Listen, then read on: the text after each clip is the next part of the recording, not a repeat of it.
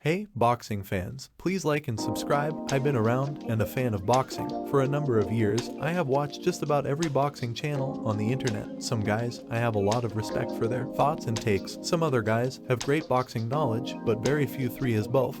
And then you have these fanboys with channels, and they are a black eye for boxing in my view. They have no real boxing knowledge. Their views are so biased depending on what fighter they like. I don't even listen to them. There are only one or two boxing channels anymore I listen to. Some of the guys are so foul-mouthed, it's hard to listen to them. As for me, I never thought I would create a boxing channel, but the last straw was the fight. That didn't happen, Spence and Crawford. I decided to create a channel without all the fanboy bias stuff, and a channel anyone could listen to without being insulted by some foul-mouthed person. One thing about me, I will never call out any other channel by name. That's not my style. But what I do is speak facts and boxing history, and just to call it like I see it. What I am is something rare, a true fan of the sport. Now let's begin. As I watch the build up to the Spence and Crawford fight, what I noticed right from the start, people start taking sides. Most people thought Crawford would win, and some didn't even give Spence a chance, like James Toney, who said Spence would be knocked out in 6 rounds. Roy Jones, Antonio Tarver, Mike Tyson, Sugar Ray Leonard, Tim Bradley, Andre Ward, just to name a few. Now I don't knock a guy for their choice, because everyone has their favorite, and that's fine whoever they choose.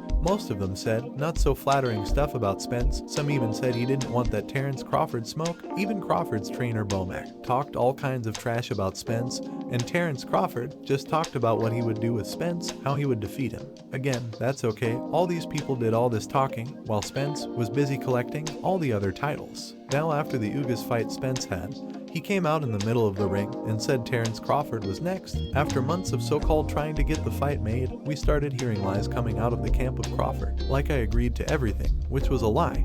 Because if he had, the fight would have been made. Then Crawford's side came out and said they wanted to see all the books after the fight, which no fighter has ever did before. We heard all kinds of reasons coming out of the camp of Crawford and heard nothing from the Spence side. And then all of a sudden, out of the blue, Crawford said he signed to fight someone else. It was a shocker to most boxing fans. Terence Crawford had just pulled off one of the biggest ducks in boxing history.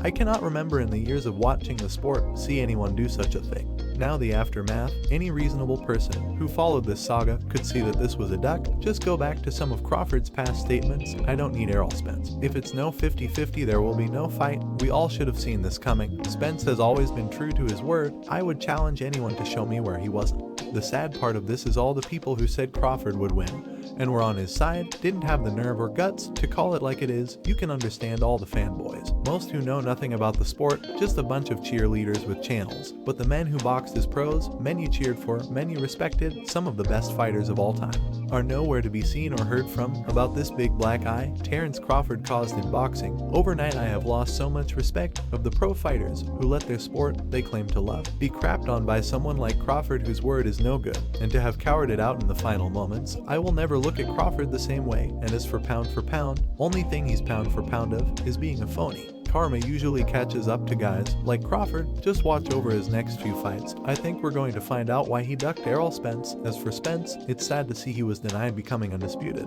at 147 by the duck of the century. We need more true fans of boxing. Agree or disagree with me? All true fans really know what happened, duck of the century. Until next time, please like and subscribe. Thank you.